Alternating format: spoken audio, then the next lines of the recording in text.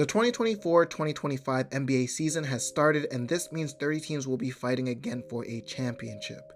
Some will be looking for their first, some will be looking to be champions again, and one team will be looking to repeat as champions. And right now I want to start with the Eastern Conference and quickly go through what to expect from each team this season.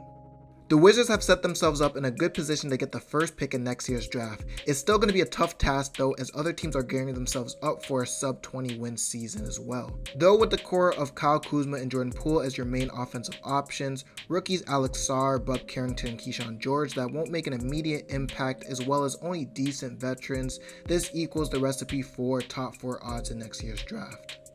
Charlotte once had the opportunity to really surprise teams in the Eastern Conference with a good mix of young players and veterans years ago, but a couple of LaMelo Ball injuries as well as off-the-court issues from the team prevented them from making any noise in that time. Now it looks like they went into a rebuild again, and a playoff or play-in appearance may not be likely for the Hornets this season, but it looks like they're starting to get the right pieces around LaMelo with Brandon Miller and Mark Williams to possibly become contenders in the future. Atlanta has one problem, and that's whose timeline they're on, because this current roster doesn't match Trae Young's timeline, though I do think they did well in the DeJounte Murray trade, as well as drafting first overall pick Zachary Richache. Though this doesn't excuse them for the misses they made on picks while Trae Young was still developing, they're still on the right path to having a solid roster for the future. But what does that mean for this season? Trae Young wants to win now, and though this roster has some bright spots, they are not good enough to compete with playoff teams in a 7-game series. So will this roster improve dramatically to fit Trae Young's timeline? Probably not. So it's up to the front office to decide whether to make moves to keep Trae Young and the Hawks as playoff contenders or trade Trae Young entirely. There's some rumors surrounding the Heat and Jimmy Butler as his contract is about to expire. Though I think that won't really affect the Heat on the court as a whole, Jimmy Butler's stats won't change, still performing like an all-star. The Heat are set to make another playoff appearance. Whether they could actually keep up with the top of the East will mostly fall on Bam taking another step as a scorer, as well as their point guard situation. Terry Rozier has been an up and down player before joining the Heat, but now with Miami, this is the first season where he's going to be a full-time starting point guard on a playoff caliber team. With this in mind, if Rozier can be more consistent on a better team, this can propel the Heat as contenders, knowing Miami has always performed better with less. Orlando's in a real comfortable spot with good young players that got valuable playoff experience last season. They even addressed some of their needs in the offseason with defense and 3-point shooting in signing Contavious Caldwell-Pope. Now all they gotta do is build off of the previous season, and it starts with Paolo Banchero's improvement with his efficiency, as well as Franz Wagner continuing to improve his shooting range, and this can lead the Magic to possibly making it past the first round this postseason. The Pistons were pretty much the laughingstock of the NBA last season, but now they come with a decent core around Cade Cunningham, who will have to prove his recent extension and find out if he's a true max player or not. Though injuries and bad spacing can be excused in the past for Cade, now he has everything he needs to be competitive in the signing of Tobias Harris and shooters Malik Beasley and Tim Hardaway Jr. Don't get me confused though, I don't think the Pistons are going to be world beaters, but I do expect some of their close losses last season will turn into wins this season.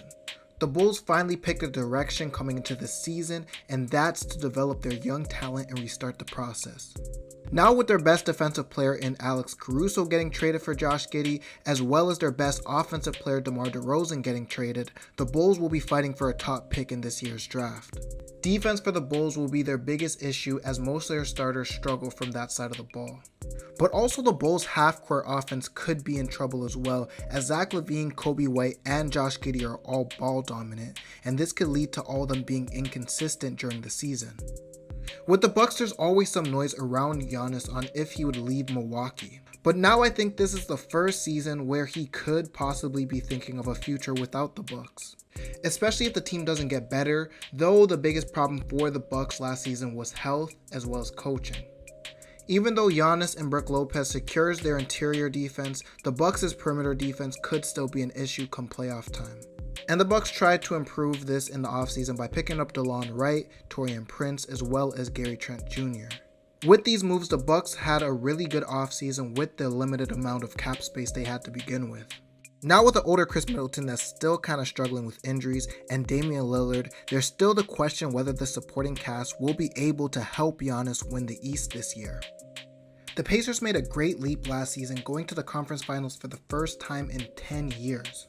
But it took a little bit of luck due to the injuries to the Bucks and the Knicks in the first 2 rounds. Though the Pacers had a fine playoff run last season, there's still the question of where the Pacers finish this upcoming season. Knowing they haven't improved defensively in the offseason, they'll make up for it in their high-powered offense. I just don't think a team with that type of talent and where their skill level is at this moment will be good enough to make it out of the conference. The Pacers' defensive issues might not bring them as far as they did last season, but one thing's for sure, and that's they're still going to be one of the most exciting teams to watch this season, and they're going to score a lot of points with Tyrese Haliburton running the show. On paper, the Cavs roster has the potential to be one of the top teams in the East, and their window to compete for a championship has opened with Donovan Mitchell playing the best basketball of his career. But it looks like the rest of the Cavs roster are one step behind Mitchell, which caused them to almost lose their first round series against the Orlando Magic. But this upcoming season, there's optimism for change with new coach Kenny Atkinson, who will try to improve their offense where they're going to need players like Darius Garland and Evan Mobley to step up as scoring options in the playoffs. Based off of Brooklyn's offseason moves, the biggest one being the Mikal Bridges trade, they have set themselves up firmly for a top pick in next year's NBA draft. With a team led by a dynamic but unproven scorer in Cam Thomas, big man Nick Claxton, who just signed an extension this past offseason, and possible trade targets for contenders like Cam Johnson and Dennis Schroeder on the team, this looks like the beginning of a long rebuild for the Nets. The Raptors this season looks to be in no man's land, as looking at the conference overall, the Raptors might not be as bad as other rebuilding teams to tank, nor do they look good enough to contend at the top of the East. This means the best chance for them to make the playoffs this season is through the play-in, but with an all-around star like Scottie Barnes, who continues to expand his game, Emmanuel Quickley and RJ Barrett expanding their roles in a motion-friendly offense, and a few solid veterans, this overall young Raptors team head into the season where they could develop while still competing for a playoff spot. For the Sixers, their season will solely rely on the availability of Joel Embiid, though this will only matter in the playoffs as the Sixers made good moves in the offseason to increase their center depth with the signing of Andre Drummond. The offseason moves didn't stop there, as they would add more defenders like Caleb Martin, as well as trading for Paul George, but knowing Paul George's contract compared to his age now, the thought is how much will this hurt the 76ers' cap flexibility long term. But for right now, Paul George is a great upgrade from Tobias Harris, and the Sixers look like they could really compete in the playoffs compared to the top East. And speaking of cap flexibility, the New York Knicks are going to be in a lot of trouble in the future when it comes time to pay their players, but at the moment they're in a really good position to make a run in the playoffs. With the Mikal Bridges trade, the Knicks solidified themselves as a top perimeter defensive team, and with the Karl-Anthony Towns trade, brought in more spacing and shooting. So with the Knicks possibly gambling away their long-term future, this now created a window for them to win the East and possibly a title in the next few years. The NBA champion Boston Celtics look to repeat this season, as no team put up too much resistance to the Celtics' high-powered offense and suffocating defense the previous season. But as most people know, it's hard to win back-to-back championships, though with all their rotational players returning, the Celtics are in a good position to go back to the finals again, as they're still favored by most to repeat as champions. So with that, these are my predictions of the standings for the Eastern Conference. For the bottom 3 teams in this conference, they're just going to be playing for the NBA lottery, and above them are seeds 9 to 12. And these are the teams that are going to be fighting for a play-in spot, and I have the Raptors and Atlanta Hawks for those 2 play-in seeds. But honestly, all the teams in this range are very unpredictable in my opinion, as any of these teams can easily become the 12th seed quickly if things go wrong.